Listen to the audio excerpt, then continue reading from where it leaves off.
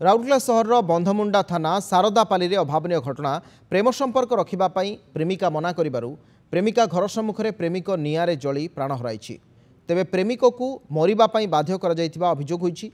गत 3 तारिख रे प्रेमिका को बुझाइबापई से प्रेमिका घर को जाइथिला, किंतु प्रेमिकार परिवार ताको अशालीन व्यवहार प्रदर्शन करथिले।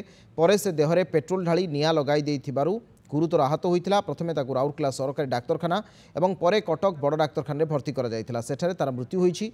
एनै मृत प्रेमिकंकर परिवार लोके आज बंधमुंडा थाना रे अभियोग करिछन्ति। मेरा बेटा रामदास बेसरा ऐसे जल के मर गया है। मुझे कुछ खबर नहीं था। जलने का बाद हॉस्पिटल में भर्ती किया था। 1:30 बजे रात को फ़ोन आया।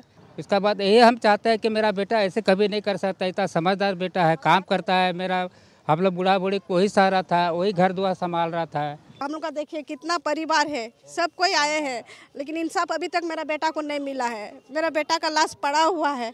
हम अभी तक लड़की का कोई आता पता नहीं है। हम लोग कल परसों से आ रहे पुलिस था आउ झील पिला एवं आज कथा ना 5 वर्ष है भल पाइबार घर वाले भी ये जानी ना बाहर बाहर पिला तो किसी कहूना कहले तो सब किसी भल हो जाता, किंतु आम अचानक एमती शुणिलु कि एमती एमती कथा कहीकि।